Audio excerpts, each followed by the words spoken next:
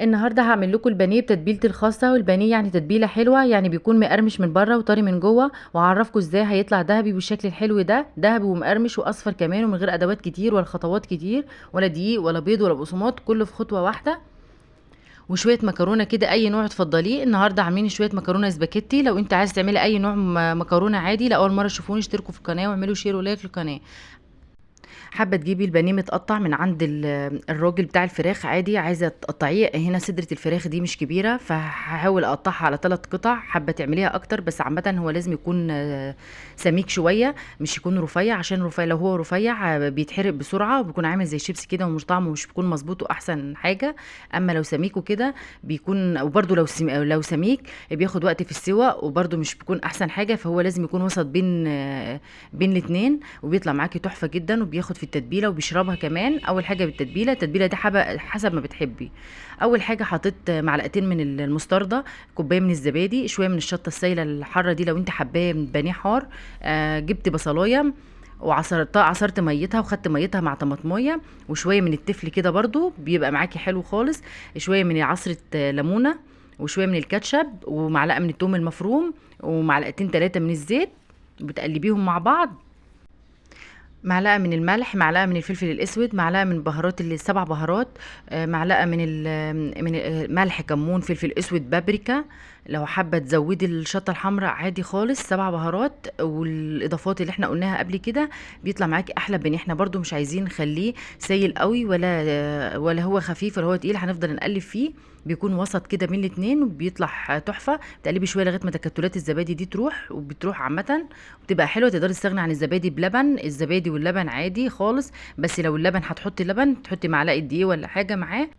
لو استغنيتي عن الزبادي وحطيتي لبن، تقدري تحطي معاها معلقتين من الدقيق ولا حاجه، بتمسك معاكي القوام ويكون تقيل. انا بحبه تقيل وبحط كل الخطوات مع بعضها. تقدري تستغني عن البصل والطماطم والحاجات دي كلها، تحطي بهارات جافه. بس برضو طريقتي جميله. كل الطرق لتتبيله البانيه بتكون تحفه جدا. التتبيله هي البطل في الوصفه دي كمان، والبانيه المظبوط بالتتبيله المظبوطه، وتكون ولازم تكون حلوه جدا، وتكون متحبشه كده وتكون حلوه. بعد كده بتحطي معاها بيضتين كده، سنه خل عشان بيشيل الزفاره، لو شويه فلفل اسود كمان، وتقلبيهم مع الخلطه دي.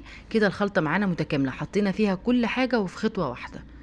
يبقى معلقه من الثوم المفروم، شويه من تفل البصل، وشويه من ميه البصل، الطماطمايه مبشوره مع البصل كمان واخدين ميتها، معلقه من الفلفل الاسود، معلقه من الملح، معلقه من 7 بهارات، معلقه من الكمون، معلقه من الكاتشب، معلقتين من المستردة، معلقتين 3 من الزيت، عصره ليمونه، ومع بيضتين كده ولا حاجه، وكله في خطوه واحده. وبتقلبي فيهم البانيه وتدخليهم بقى ساعه ساعتين 3 في التلاجة. تقدر الخطوه دي كمان تحطيها قبلها بنص ساعه عادي. البانيه تتبيله صح بيطلع معاكي تحفه جدا. هنبدا نعمل شويه مكرونه سباكيتي كده معاهم. معلقتين من الثوم المفروم، عليهم قرن فلفل شطه اخضر. تقدري تستغني عن الاخضر ده وتحطي شطه حمراء عادي. تقدري تشيلي خالص الشطه لو انتوا ما بتحبوش الشطه. صلصه كده جاهزه عندنا في الفريزر، حطيناها. والمكرونه 10 دقايق على النار بتتسلق، وبعد كده بتقلبي فيها الصلصه وبتطلع معاكي احلى مكرونه. الصلصه بقت جاهزه معانا، وتقدري تضيفي معلقتين من الصلصه الجاهزه لو الطماطم معاكي مش حمرا وكده، برضو اضافه حلوه خالص مع المكرونه، بتطلع معاكي تحفه جدا وحلوه خالص. كده احنا جهزنا المكرونه. نبدا بقى نشتغل في البانيه ونحاول نحمره بقى. كيس من البقسماط العادي خالص جدا على كيس من الفيجيتار الحار او البارد، ده بيديه لون، برضو بيديه اللون الذهبي كده مع البقسماط، بيديه طعم حلو خالص. وتقدري برضو تستغني عن الفيجيتار ده، بقسماط بس، تقدري فيجيتار بس اللي تحبوه تقدروا تعملوا بيه. هنبهره بقى شويه مع شويه كده، معلقه صغيره من البابريكا ومعلقه من الملح مع البقسماط مع الفيجيتار. في الوقت ده بنكون حاطين الزيت على النار، بيكون سخن معانا كده، وبنبدأ نجهز البانيه. بنشيل البانيه مثلا بإيد، ونعمله بإيد، نبدره بإيد أو بمساكة كده ولا حاجة، وتبدأي تحطيه من ناحيتين. عندنا هنا الصوص تقيل خالص أو تتبيلة تقيلة، ما تقدري تحطي فيها برضو لو هي خفيفة ولا كده، وحسيتيها خفيفة، تقدري بمعلقتين من الدقيق برضو بتقل معاكي القوام، وبيكون طعمه حلو جدا. احنا كده حطينا كل الخطوات، مفيش خطوات كتير، وهتكون التتبيله كلها في خطوه واحده. تبداي بقى تبدري كده بايدك وتضغطي عليه عشان خاطر يشرب من البقسماط ويكون ماسك كله. بس عامه اللي هنا البقسماط ما بينزلش وما بيفكش وما فيش اي حاجه خالص، وبيطلع معاكي حلو. تضغطي من فوق ومن تحت، انا هنا مسرعه الفيديو بس انتي تقدري تضغطي من فوق ومن تحت عشان خاطر البقسماط تمسك على البانيه وما تفكش منه.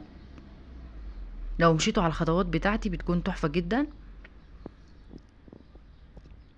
احنا هنا برضو تقدري عامة لو انتوا حابين تخزنوه في الفريزر وكده، طبق فيلو عليه او اللي هو الفوم اللي عندكم كيسة عليه، وتقدروا بعد ما تعملوا التبديرة دي او تحطوا عليه البقسماط تحطوه في الطبق وتغلفوه وتدخلوه الفريزر وتطلعوه على قد التحمير بس.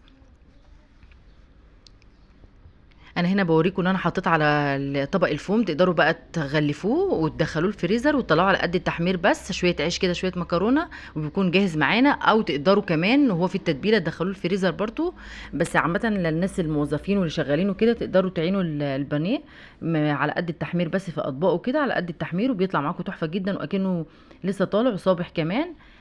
هنا هنعمل شويه صوص كده للبانيه حلوين، شويه مايونيز على كاتشب على مستردة على صوص الباربيكيو، بتقلبوهم مع بعض. الاربع مكونات دول بينقلوا البانيه في حتة تانية، او اي سندوتشات اللي هي السريعة دي بتكون تحفة جدا وبيكون حلو خالص كده، زي اكنك بتاكلي سلطة جنبه شوية شيبسي اي حاجة. الصوص ده بيكون حلو.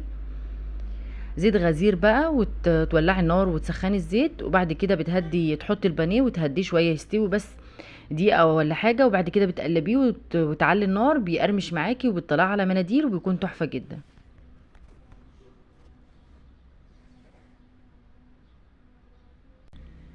البانيه عامة ما بياخدش 5 دقايق على النار على الوش ده و5 على الوش ده. اول ما بتشغلي النار اسرع حاجة واخف حاجة مع طبق مكرونة كده مع شوية عيش وسلطة كده بيطلع معاكي تحفة جدا. انتوا شايفين لونه ازاي اصفر وحلو والقشرة ثابتة وحلو خالص ولونه ذهبي كمان، والصور ظلمة على فكرة، ولونه احلى من كده كمان. بتطلعيه على مناديل عشان ينزل الزيت اللي فيه، وتبداي تحطي بقى تاني برضو تاني حاجة وتخلصي الكمية اللي معاكي.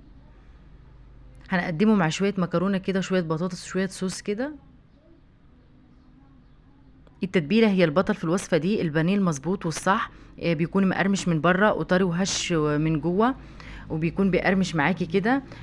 شايفين لونه اصفر وحلو ازاي، وبرده جميل ووصفة سريعة وسهلة وما بتاخدش وقت وما بتاخدش خطوات كتير وكله في خطوة واحدة، والولاد بيحبوها. وبرده وجبة مغذية فيها الفراخ وفيها النشويات وفيها البروتين وبتكون تحفة.